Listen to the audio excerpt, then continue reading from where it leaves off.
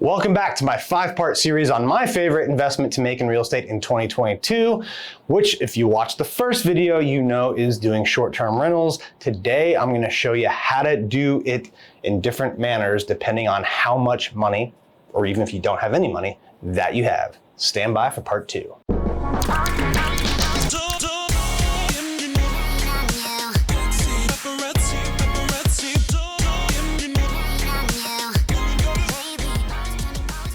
All right, so if you guys follow me on TikTok or Instagram or any social media for that matter, you know that I've started to scale Airbnbs and that I really love the cash flow you get from them. Sometimes I've walked through examples of mine and I'll show a property that's doing 10K a month in cash flow and I get all sorts of comments. Well, what if we can't buy $1 million home to start? Or, what if we don't have any money? Well, good news. There are multiple ways to get into the short-term rental game, and you can do one of them with zero money, and another one of them with just a little bit of money, and then of course the third way if you have more money. So let me walk through the different ways to do Airbnbs depending on how much money you have, right? So if you have $0, you can do something called co-hosting, right? As a co-host, you're essentially acting as a property manager.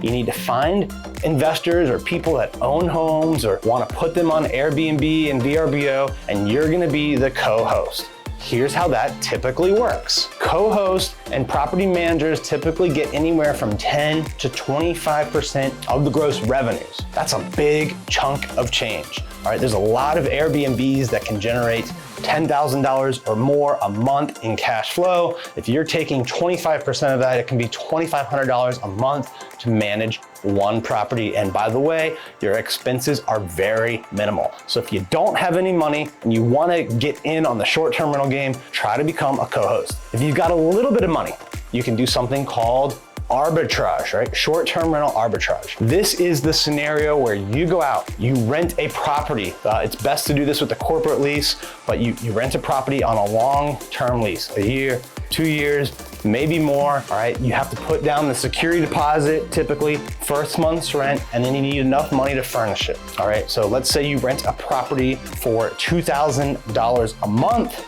Your goal is to then go out on Airbnb, VRBO, other sites, and make a lot more than that per month. If you do it right, 2.5 to 3 times more. So on a $2,000 long-term lease that you're paying $2,000 a month, you want to go out and through Airbnb, VRBO, all of those other sites, on that deal, you want to do 5 to 6K gross per month. Now you're going to have some expenses, but your profit before those expenses is anywhere from $3,000 to $4,000. You'll probably have a few $100s of expenses. So with just one property, you can make $2,500, $3,000 a month in cash flow. The third way to do this, that probably the most traditional way that people think about, is to go out and buy the deal, right? If you've got enough money for a down payment, or the network, the reputation, the ability to go raise the money for investors, you can put 25% down on a house or a condo and you can buy it. Now there is a good debate between people that do arbitrage and people that buy. That debate, of course, is which one is better to do. Buying takes more capital, obviously, so you're not gonna be able to scale it as quickly. You can certainly scale it more in the arbitrage model. What do you give up in the arbitrage model? Well, you don't have future appreciation, you don't have as many tax deductions, all right? Because with the buying model, you get to take advantage of something called depreciation. Right now, you can still accelerate that, so there's reasons for both. There's an argument for both. I like owning the asset though. Maybe that's not for you, so then you're gonna wanna look at arbitrage, or if you absolutely don't have any money, look at co-hosting. But the point of all of this is, no matter where you are financially, there is a way to make a lot of money per month on short-term rentals. Stick around for the next part. I'm going to show you how to find a good deal.